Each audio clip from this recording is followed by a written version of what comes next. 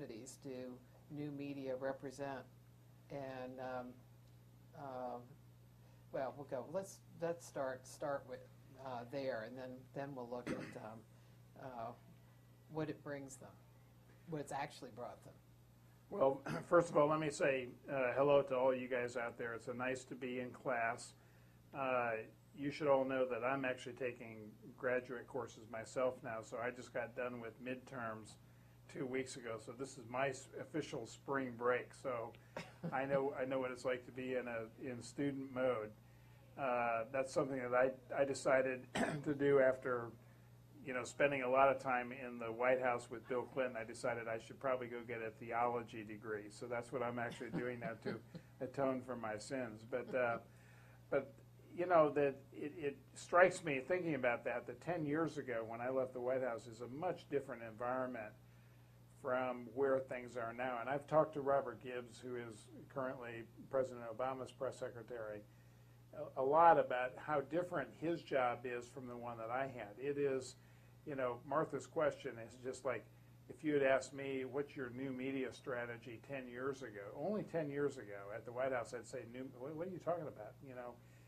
But the changes that are happening in the media and the fact that we've seen so much churning in the media environment and the disaggregation of a national audience that no longer follows exclusively what we call mainstream media means that any White House that wants to have kind of an effective strategy for reaching out to the American public has to develop some way to go to all these new engines of involvement, engines of engagement that exist on the internet, which are Facebook, yes, increasingly other sources, blogs that I think are influential that people who are in the political realm listen to.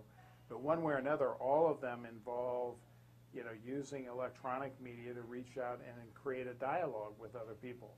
That's a lot different from putting one-way information in front of the media, which has been the traditional model of White House communications. You put out a press release, you put out an event, you put out something, and you transmit the information to the public. Now, increasingly, these new media strategies involve engaging, interacting, involving your audience, and I think that's a very important distinction. I think that's something that the new design of the White House communications apparatus has to take into account that. And Obama really probably is the first White House presidency that's really actively engaging those parts, because it's literally brand new. We're inventing something that hasn't existed before, as Martha Kumar is the expert on. But you look at all that the effort that they've put out on doing Facebook, Twitter, Flickr, all of those various things. And you look at the healthcare debate, and you see that public opposition to something that is going to benefit the middle class.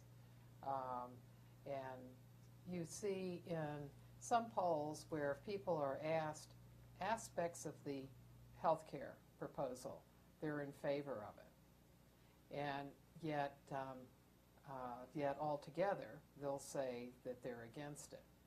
And that seems to me to be some failure of communications, that you spend a lot of time on these various formats, but I don't see what it's gotten them.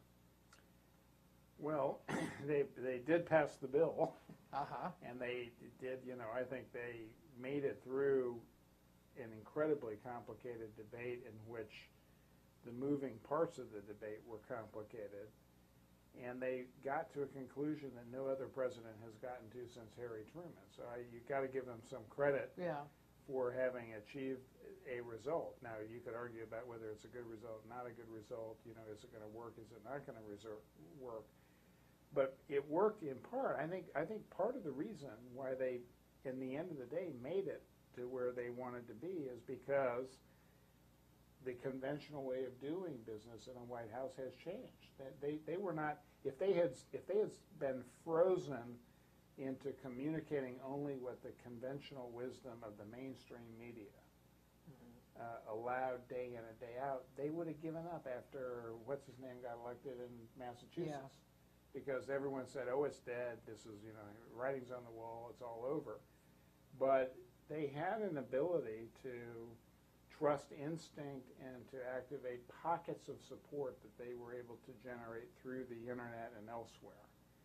And they brought the thing back to life. I mean, that's extraordinary. I think you're onto something here, which is this is a brand new way of thinking about how a White House communicates, because in the past it involved a lot of how you dealt with the conventional mainstream media, but they have inadvertently, I don't think it's been conscious, I think inadvertently they've tapped into the ability to go out and make things happen using the internet, using this new network of grassroots communications that's available to a White House. And I think that's pretty darn interesting. I think it's going to change the way in which we think about White House communications over the long term. And it changes the way in which the president communicates.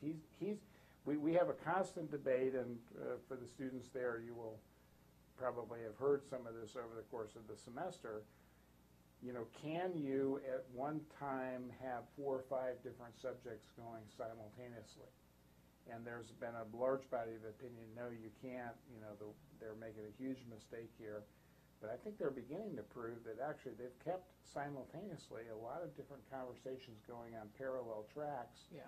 And they want them all to begin to start producing results now. So there's a whole body of, there's a large community in this country that cares about nuclear nonproliferation and what's happening in the arms control world and stuff like that. Well, immediately after healthcare reform, they announced a very significant deal with Russia on arms control. Well, that counts for something in this world. So I think we are underestimating their ability to communicate effectively. Like you know, and I know that the dysfunctions that exist in that operation. But I think if you step back and look what kind of results are they're getting more results than we give them credit for, I think. Well, if you look at Brown's victory in Massachusetts and compare it, it's far more minor, but compare it to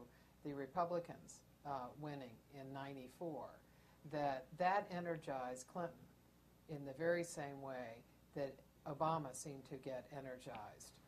Well, it was different. By a defeat. It was different. Obama got energized by Brown's victory in Massachusetts, yes. And they had kind of a wake-up call.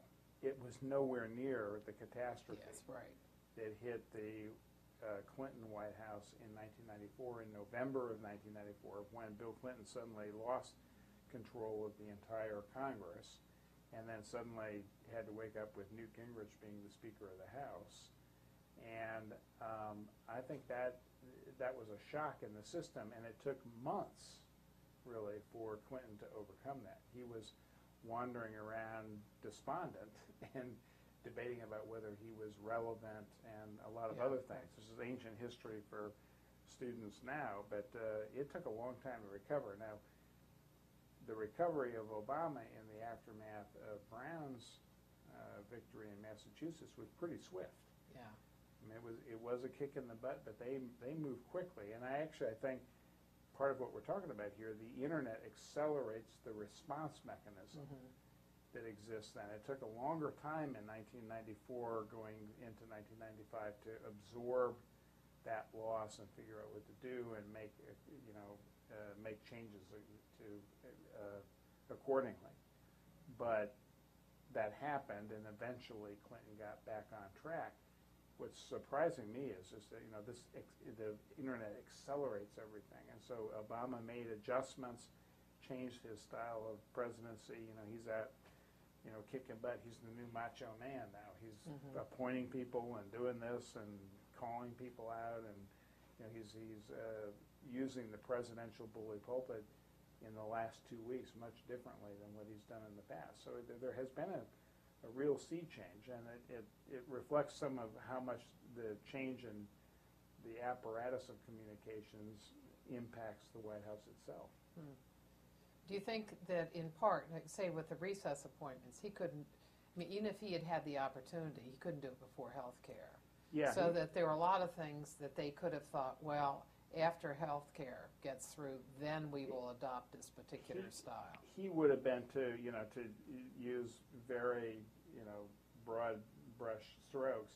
He would have been considered too timid to have done those things before health care. Now he is suddenly the righteous macho man out there doing stuff and making things happen. So it's a weird, almost immediate change in the culture of the place, but it has had a real significant impact, and you feel it when you talk to White House people, as you have, I'm sure. They sort of feel like suddenly they're on the offensive, and nothing really changed much. It was a very minor tweak in the legislative strategy to how we're going to pass health care, but it just shows you how much these incremental, smaller things have an impact on the larger global picture of how we view the White House itself. Mm-hmm. What about the opportunity that you all have? If you go back, you can see there are lots of changes in environments that presidents have had, from technology, communications technology, like the development of radio, the development of television. Were brought about enormous changes in the presidency. Well, one of the changes beside the internet, but before that, that you all had was cable. CNN was there, but Fox and MSNBC come on in 1996. What difference did that make to you all, and how did you think about it? Did you talk about it as something that represented change? We didn't, and it's a very interesting and good question, because it reminds you how much the technology has changed so rapidly. But in 1995, when I first decided to allow television cameras to actually air the White House briefing every single day, I never thought to myself, well, one day this will be instantly on cable television, because at that point there was only CNN, and CNN had then about the same ratings it has today, which is to say not many people watched. Yeah. So it was not a big deal. Then we had an explosion of interest as more cable outlets came online, and a greater audience developed day in and day out, and that did have a real impact. But I think the biggest change is not that we suddenly have 24/7 instantaneous television coverage of the White House. It's that we suddenly had a medium, the internet, which said, you will only be successful if you engage me and get me to be involved in my environment, because it's an interactive medium. I think unless you get me to sign up and go online, or sign up to your Facebook page, or sign this petition online, you're really not communicating unless you get me to do something in response to whatever information you're giving to me. That's a radically different model for communications if you're at the White House, because in the past it's been a one-way, we deliver the information, here's the information, how are we going to best get the information to you, how can we best present and shape the information. Now it's about not only what is the information we're giving to you, but what kind of a response are we getting? Are we getting the instantaneous involvement of the audience that we expect? And we had no way to measure that in 1998, except like, well, did our number of phone calls go up? Did our number of letters go up? We gave Bill Clinton lots of letters to read from people who had written, and that was an interactive way, which, by the way, was not inconsequential, because he really did read those letters. But that's all different now in the internet age, and I think that's the really interesting change that's happened in the last 10 years. How do you see it coming back into the White House, like, for example, with the president? Well, I think there's a lot more interactivity, a lot more acknowledgement of what's happening online. I think I've been told by my friends who are at the White House now that President Obama is much more attuned to what is the electronic measure of responses that they're getting on the web and certain things. He's very interested in what kind of comments they get online to his Saturday message, which we used to call it the Saturday radio address. It's not the Saturday radio address anymore, because it's a multimedia platform. So I think they are indicating that they are more responsive and hearing more about what kind of reaction they're getting. And I think I think it's good in small d democratic terms because it's giving more of a input from regular citizens. But it really does make the job much different. The job of kind of running White House communications is a much different job now in many ways. Yeah. I know that the first town hall, I think they called it a town hall, that was from the East Room, that was on the internet, and they were taking issues that people wanted the president to respond to. I think the issue that came up on the top 5 was legalizing marijuana. Yeah. So you knew that what had happened is that a lot of people, organized and sent a lot of emails. So how do you know the system that you're creating is one that's really reflective? Well, good point. We're in this hybrid area, which is, I didn't go online to kind of interact with President Obama on that occasion.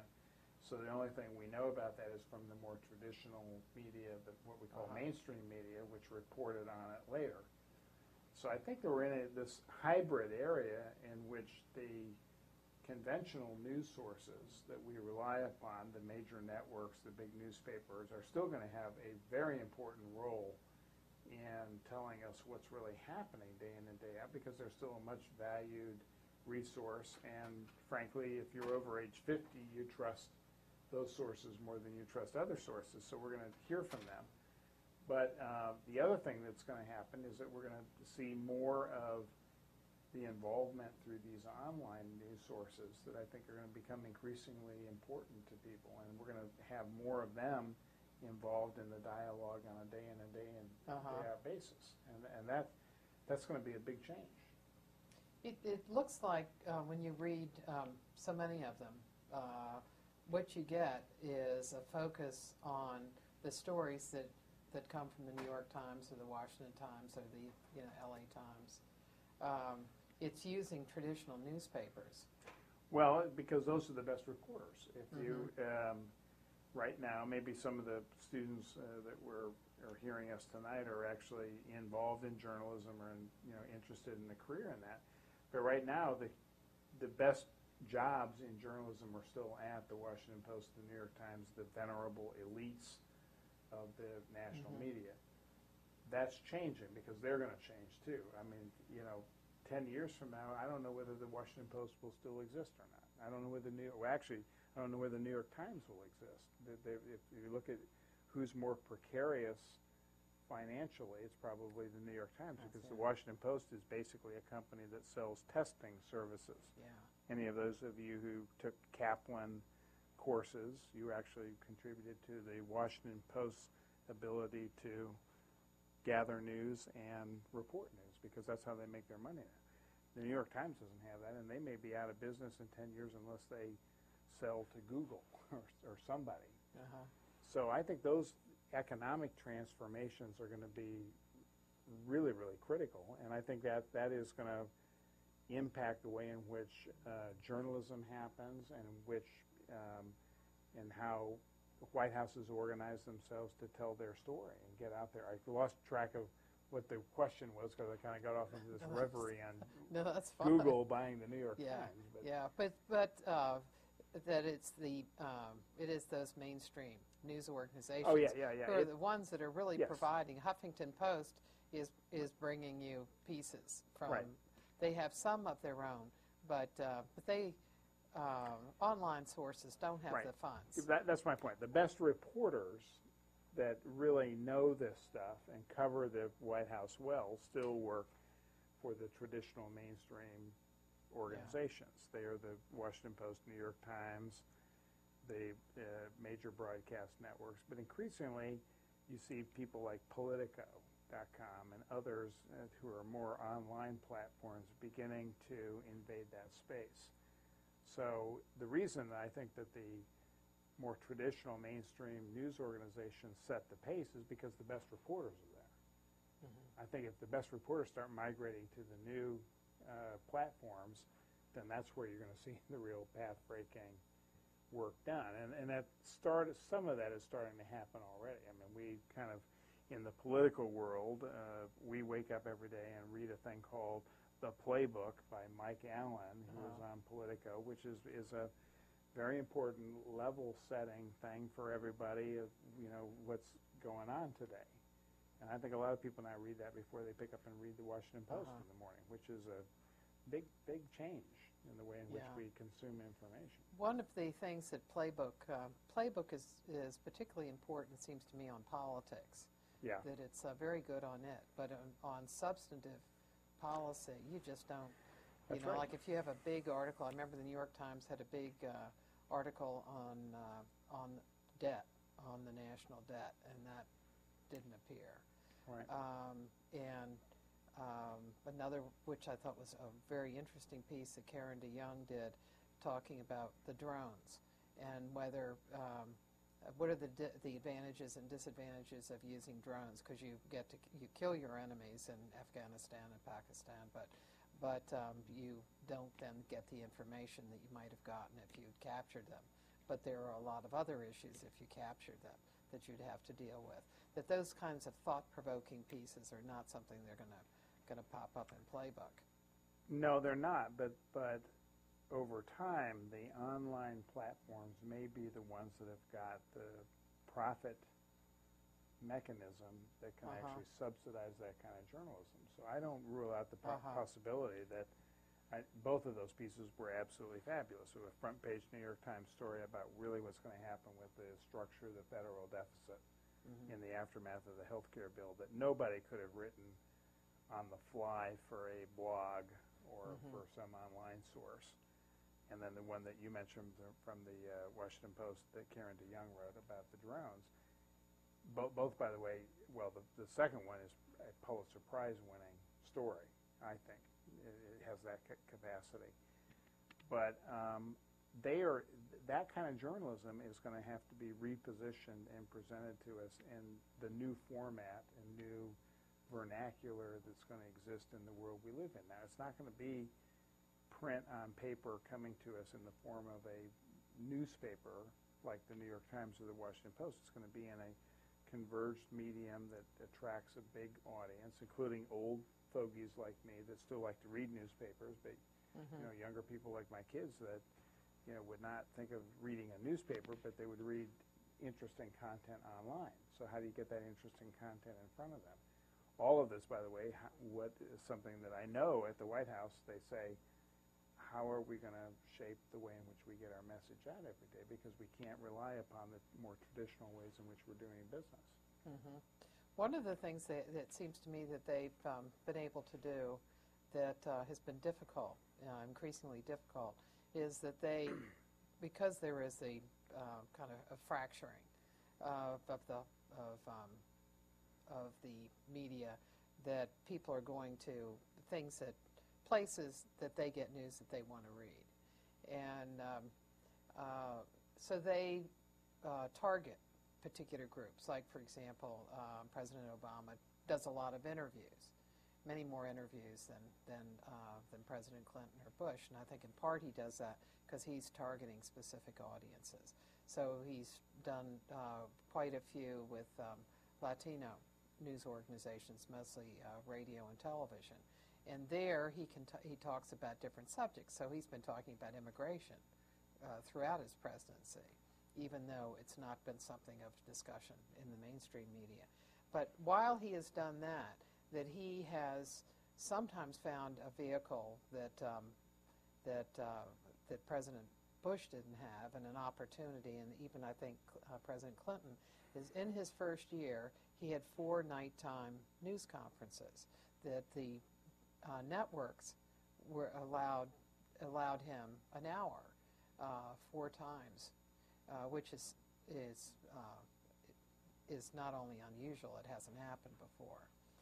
So there he gets to get to a national audience and to have a national moment, that in spite of all the fractured audiences there are, that he's still been able to create times when he's brought people together, and they've used 7 minutes at the beginning of each one of those. And so he's been able in that 7 minutes to bring people together, have them listen, and talk to everyone at the same time. Because if you look at the number of people that have watched, the Nielsen ratings, I think, for his first press conference were 49 million. Yeah. And even his last one, I think, was 22 or so. Well, look, he is a compelling historic figure, and he gets that kind of audience, and he did early on. But the networks gradually, I think, made the decision, we're just giving this guy a platform for him to come on and make his statement, whatever it is, to have his message out. And that's not what we're about. We're about interactive dialogue, and I think they began to weigh the cost of putting those press conferences on versus their traditional programming and the advertising revenues they get, and they made the decision saying, I think that they said, we're not just going to carry these opportunities for Obama to come out and give his message unfiltered, particularly because the press doesn't seem to push him that hard in these sessions. So I think we've seen, a real transformation of that primetime press conference. That was the granddaddy platform for the presentation of the president's views. But I don't think we can, unless we have when we had Obama in the first half of the first term was a compelling national figure, and you wanted to say, what's this guy going on now? What's going on with him? Once we sort of figured out, okay, here's how he's operating as president, we know kind of what he's about, the urgency of doing that primetime press conference began to subside, and I think the White House milked it as long as they could, but then they figured out, well, we can't keep this thing going, so that's why they've reverted back to doing more interviews. I think it's your data that you've developed, which is, a wonderful piece of research and scholarship about the differences between the presidents and how they do it. It reflects that Obama has to deal with the disaggregated audience. He can't call everyone together to come around to the village campfire every night to hear the story told, the way you would in a village in Africa or the way we would do electronically in the era of the conventional mainstream media. That doesn't exist anymore. So he's got to deal with this disaggregated way in which we communicate, which is why he does more of these interviews with specific niche publications that will reach specific audiences. And I think I think it's working for them. I mean, I think they continue to hold a base and a base of support, but they still are going to be buffeted by whatever is the larger storyline of who's up, who's down in the White House. And right now, having passed health care, they're on a high note, so they're reaping the benefit of that, I think. And while he's been focusing a lot on interviews, his 161 in his first year, he has had very few short Q&As, and I think those, in part, it's because he's not very good at it. He needs a longer form where he's explaining things. He's a former professor, and we don't talk. You talk in 45-minute increments. That's right, so. Or an hour and a half. Right. Well, I think that's right. I mean, he is and a lawyer. Uniquely between compared to his predecessors, President Bush and President Clinton, he does not do many of these interactive, let's throw the cameras open and I'll take a few of your questions kinds of environments. But I think that's also because two things. One, the White House knows that's not a good environment for him to communicate. I think you're right about that that's not a good forum for him. And secondly, they don't pay a price for saying no. In my time, if we had said, no, we're not going to do any Q&A at that thing, the press would have gone berserk, and I would have had Helen Thomas pummeling me under my desk, trying to beat me into submission, and that frankly, the ability of the press corps to command that kind of performance doesn't exist anymore because their influence has declined. So I think they get away with a lot more that I frankly never would have gotten away with. What would have happened to you beside Helen complaining and Sam Donaldson and some of the others? It would have been. Because they complain. Helen complains. But the regulars in the press corps would have made that the only issue, and it would have impeded our ability to communicate. I think what the press corps, many of the same people who are the venerable mainstays, they now say, we can't threaten this White House anymore. We don't have the power to threaten them. What are we going to take away? Their audience? Well, we don't have an audience. Mm-hmm. We don't have the circulation. We don't have the same ability to intimidate the White House that existed 10 years ago because we're frankly in decline, and they all know it. So they have to kind of be more meek and humble and play by the rules. Now, you can argue, I'm sure if there are any Republican Tea Party members in our class here, they'll say, well, that's exactly what's wrong. Mm-hmm. But if it's not about politics, it's really about the transformation that's been happening in the media. And it is a really interesting problem because for right now, the White House has got more ability to control its own coverage, but less of ability to, as you say, command the national audience and get people to understand what they're about. So it's a fragmented audience, but they've got more control over a fragmented audience. But they lose something, too, by not having the president ready to answer questions. Yeah, they lose. Because I mean, he's ready to answer questions. I don't accept that. But when he does an interview, he's going to do an interview on a subject. Like if he's doing an interview with David Landhart, he's going to be talking about the economy. Yeah. So he knows what environment right. he's going into. Yeah. Right.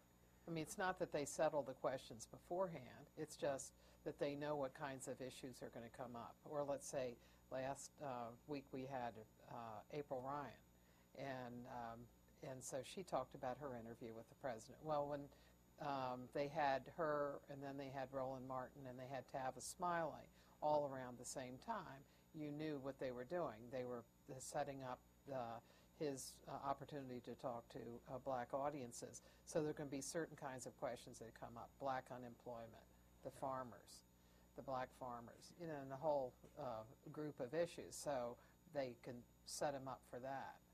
Well, you're right about one thing. You miss in the press conference or in the environment in which you haven't kind of carefully structured what the environment's going to be. You miss those beautiful, delicious moments in which the president has to think on his feet. Yeah. And for Clinton, those were some of the most rewarding, interesting, sometimes dangerous moments for the press secretary when he was actually going to be out there and have to take the unanticipated question and actually show a little bit of his thought process and how he was addressing a question. And I think that's very valuable for Americans to see that. Frankly, I mean, this will sound too partisan, but when I saw that happen with George Bush, sometimes I said, man, does this guy really, is he connected to what's going on in the world? Mm-hmm. With Clinton sometimes you'd say, man, does this guy, he was like way overdosed on too much information because he didn't, he would just start talking and it'd go on for 45 minutes. So there was a very interesting juxtaposition, but those impromptu, unstructured moments seem to be becoming fewer and fewer. That's the one price we're paying for this environment we're in now, because the White House can control every single question. I remember a time where, I don't remember what year it was, but Carl Cannon asked a question that dealt with China, and China had not been on the scope at all. And so when you looked at Clinton's face, you saw that he hadn't prepared for that question, and he was absolutely delighted. Yeah. And so you did get that view, and that's one of the, from a citizen's point of view, one of the advantages of a press conference is to see how a president will respond.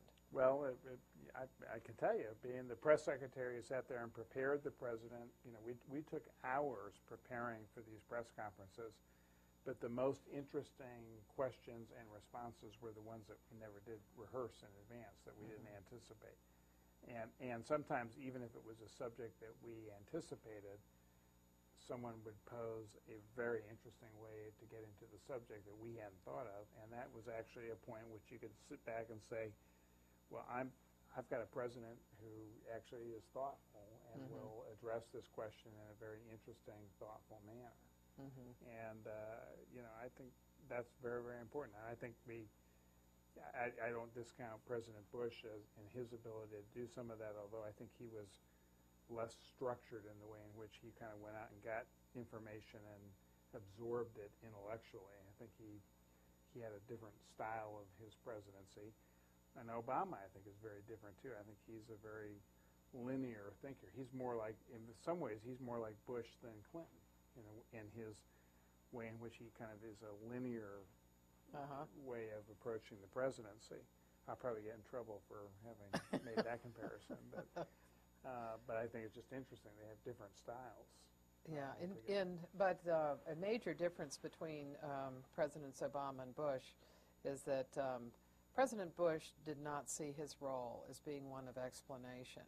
He believed he should answer questions, but that he should answer questions simply because that was an aspect of a democratic political system. He believed in strong executive leadership and said, I am the president, I am going to decide, I'm the great decider, and I will move the country in the direction we need to go. And sometimes he's right. Sometimes we need a president like that.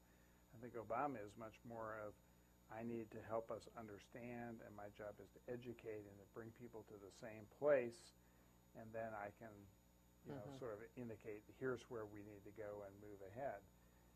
Clinton was very different, was a consensus builder. I want everybody to come together and hear what we have to say to each other and understand each other, and then we can collectively decide how to move forward. And that was more inchoate as a way of leading, but it was he did lead, and he led, I think, I'd argue, he led reasonably effectively.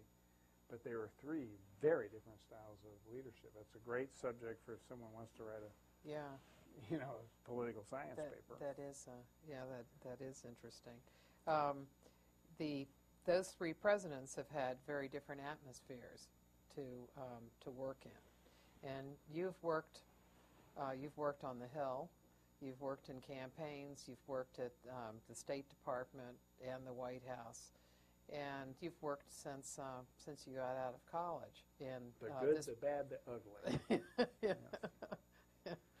So compare the environment then and now, and what difference does it make? What was the Senate like then, and how do you see it now? And what difference does it make to the presidency and for what it is a president can do? This is the point at which my kids always roll their eyes and said, Dad, you're so boring. But I did get my first job out of college more than almost 35 years ago now. So I started working in that environment on Capitol Hill before many of the students here were born. And it was a much different place, different style, tempo, culture in Washington. So that's been a big change. But the primary difference between being at the White House and being all those other places is at the White House you have a confined press corps that is going to cover what you do day in and day out no matter what. So that you have got to figure out what news are we generating today or not generating, and how are we going to deal with the appetite that this press corps has for news. When you work on Capitol Hill, you're with 535 people who are competing against each other to make news. So people will go to histrionic lengths to try to create news and do something that compels attention by the media. And that's a different environment. It's a different job. You have to kind of make news as opposed to manage news. And I think those are critical differences. Now, in my other experiences, when I worked at the State Department, you had people who were going to cover you every day, but what you were saying was about a global conversation that involved diplomacy. So you were involved in public diplomacy, much different from managing the ups and downs of the daily flow of information, at the White House or in the political world. So they were all very different jobs. And I know, probably there are people taking this class who would think about maybe working in public information or politics and doing the kind of things I've done in my career. It's, recognize how different all of those different career choices are, and the environment in which you work is really different depending on what the needs of the office are. So, but my takeaway is that through all of it, you have to always be very clear about what you're trying to communicate and be very relentless in focusing your ability to get your message across, regardless of what the environment is in which you're communicating. Now, the environment generally is, it sucks today. It's a much more poisonous, bitter, partisan environment, and nobody's very happy with Washington, and things are, not particularly wholesome in the way in which we think about our ability to govern ourselves politically. But I think that will change over time, and I think that changes. I think that's a reflection of the economic times that we face. So I think that evens itself out over time. I think what endures is the challenge in the technology environment that we're in, and the rapid change of the media itself is figuring out ways to take your information that's important and get people to pay attention to it. Believe it or not, government, politicians, people in Washington have got important information that they need to get out to the public. We're spending a lot of money. We're making a lot of decisions that impact people's lives. We have got to do a better job of telling that story and keeping people well educated. And I think that primarily is what the function of a White House press secretary or anyone working in press jobs in the various parts of government should be about. And we ought to think about that more deliberately than we do, I think. So there are important continuities. Yes. That even though there's an enormous amount of change, well, there's a continuity in what the public needs. One continuity is the public's right to know. Yeah. There is such a thing as the public has a right to know what its elected leadership is about and doing. And people who have jobs like the one I have, we are the custodians of that. We should be advocating for the public's right to have more information. And I think that's functionally what a press secretary at the White House should always be about, is being on the side of those who want more transparency, more information, more getting the story out. Because there are good reasons politically sometimes to, try to keep things contained. And so in any White House, any president has to make those choices. But someone needs to be an advocate for that public information function. And I think ultimately that's the job of the press secretary. Yeah. Well, today our session's going to be a little shorter than it normally is. It's going to be 7 when we're going to stop at 7. So I'd like to bring the students in now. But you all, anybody got a question?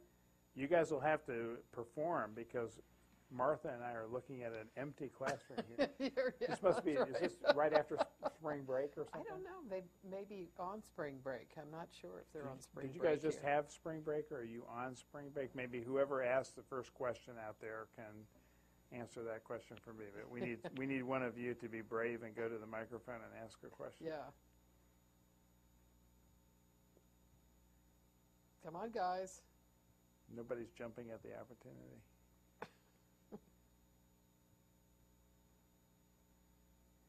What I used to do in a situation like this was I would call on someone. So I'm going to call on the guy who's in the front of the classroom on the right in the striped shirt. Since I can see you, you have to ask the first question. So think of one.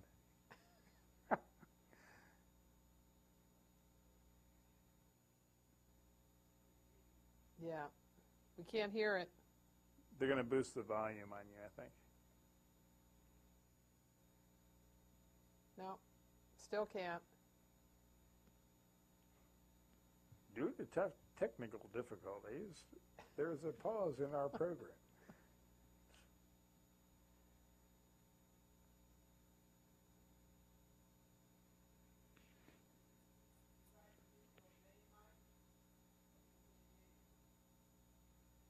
Is there one mic in the room out there? Yeah, that there is are live? mics all around there that they should be able to use. Can somebody else try one? Yeah. Is there anything we need to turn on here? Ugh.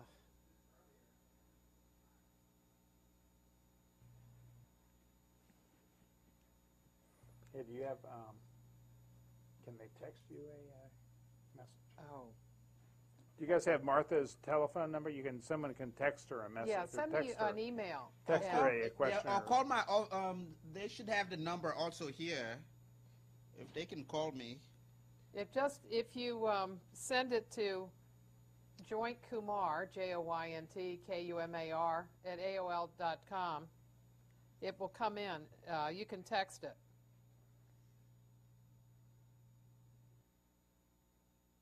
In the meantime, you guys can take a vote. You want to hear more Monica Lewinsky stories?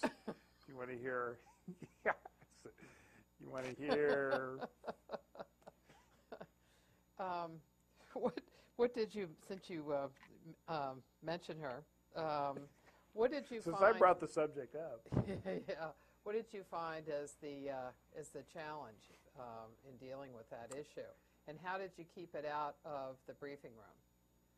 Well, you guys would be hard-pressed to remember this, but you've probably heard about it at the time. But this was a consuming subject in 1998 for all of 6 months when the business about Clinton having had an alleged affair with, an affair, not alleged, an affair with one of the interns working on the White House staff became kind of a principal preoccupation of the White House press corps for months, even though they tried to turn the subject to something else. And my job as press secretary was, one, don't dig the hole deeper, so don't say a lot of things that will compound the problem by trying to defend Clinton when you don't know what the facts are. I didn't know the facts, and we elected not to talk to Clinton personally about it, because then we all would have had subpoenas or had to testify ourselves about anything that he told us. So we held the line at a very kind of non-committal statement about it's under investigation, so we can't talk about it further. But I also, at the time, created a unit that would respond to the issues the press was raising about this. And my argument was, you in the press have got your own investigative reporters spending full time on this, so we at the White House will have our own response mechanism working on this full time. So you go talk to the people who are there to respond to you, and then we'll deal with all the other subjects that are here at the White House briefing room every day. And I think that helped diffuse a little bit of the tension every day. And it also gave the reporters covering the White House an opportunity to say, hey, they're not going to tell us anything here. Can we go cover some other story? Because by 3 or 4 months later, most of them were sick and tired of the story, just like the rest of the country was, and they wanted to, quote unquote, move on to something else. Mm-hmm. And so I think it actually did work to help us get over the subject and get into other things. But then, of course, it became very partisan. The Republican Party decided that they were going to impeach President Clinton for not being truthful in one of his testimonies in front of a grand jury, and then that kind of kept the story going longer than it was officially over, I think. One of the things that we've talked a bit around is transparency and the growing amount of pressure there is for information, and also I think the commitments that presidential candidate Barack Obama made about transparency. And do you think that that we really do have a lot more transparency than we used to? And what does it bring us? Well, I think we do have more transparency. The unfortunate fact is there's so much more information that we have to manage that it doesn't seem like we've made any progress, because the quantity of information grows faster than our ability to make it transparent. And that's like one of the big challenges that exist. But I think this president has been more committed to opening up processes of government. I think they have done some things that at the margin, and not in a huge way, but at the margin have made the White House somewhat more accessible to the public than the previous president, and probably more accessible than when I was there with President Clinton. And I think that's all to the good. I think they've done more work to put things online, make things available to people who can use the technology that was really, frankly, 10 years ago, we were still just learning how to use the internet more effectively. Google didn't exist 10 years ago when I was at the White House.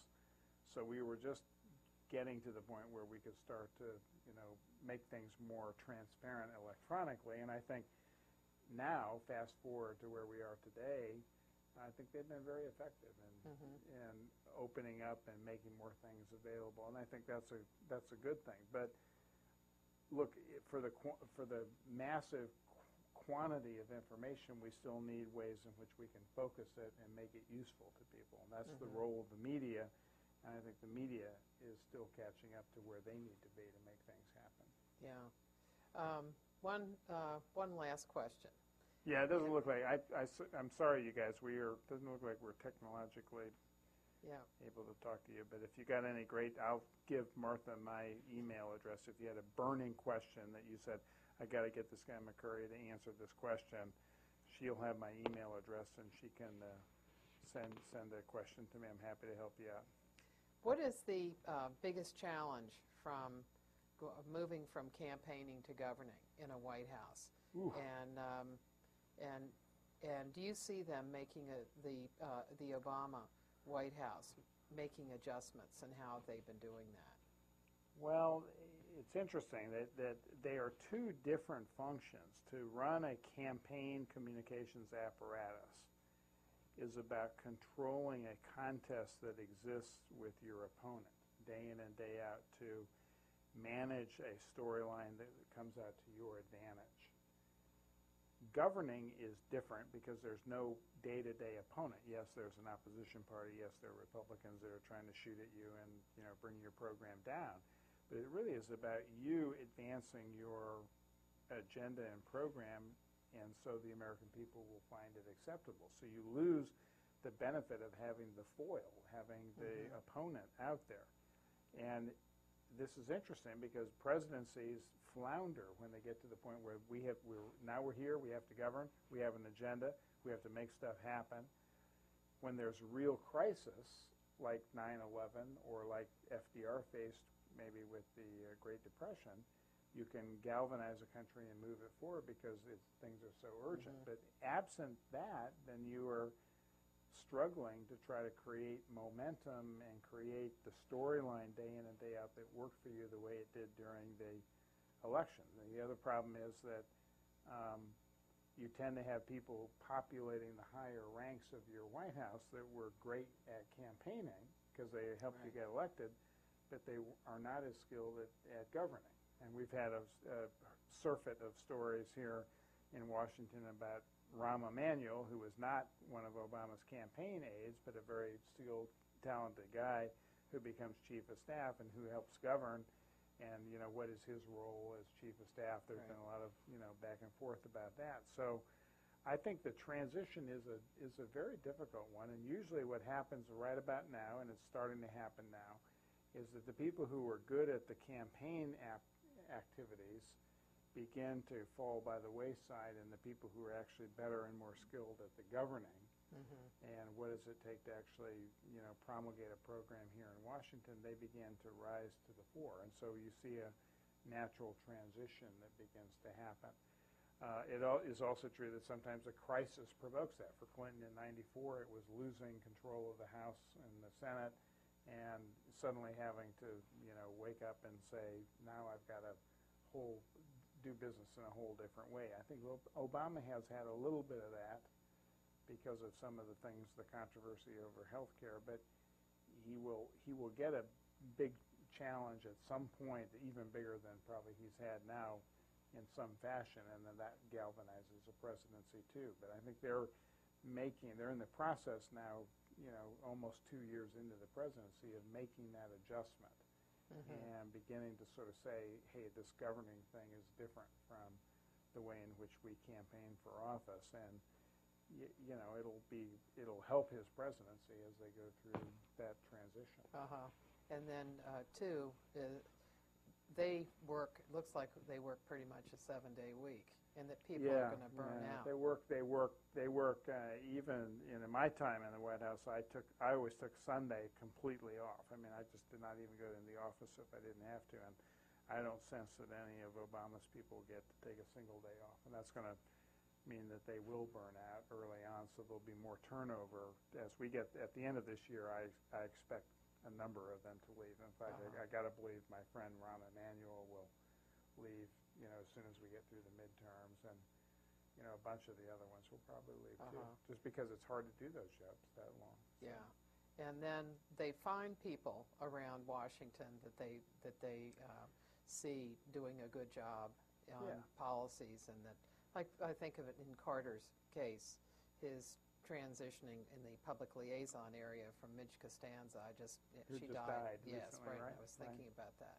That she, in a sense, came off the campaign, and then he found he needed somebody to organize interest groups who really knew Washington, And brought in Ann Wexler. who was absolutely Yeah. terrific at that. So Right. that kind of adjustment is something that I think made. we'll see some of that Yeah. happen with this. Right. Well, thank you very much, Mike. But Appreciate good. it. Great. It's always nice to be Yeah. with you, and I'm sorry I'm not with you guys out there, but again, I really do. Someone's got a question they look like they were trying to hold up there.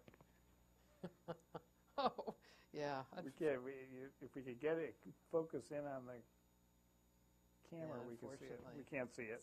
Sorry. Yeah. Well, anyhow, it was very nice being with you guys, and I'm more than happy to kind of do a return appearance by email if there are any questions, like I said, that any of you have. Thank you very Bye-bye. much. Good Yeah, night. yeah.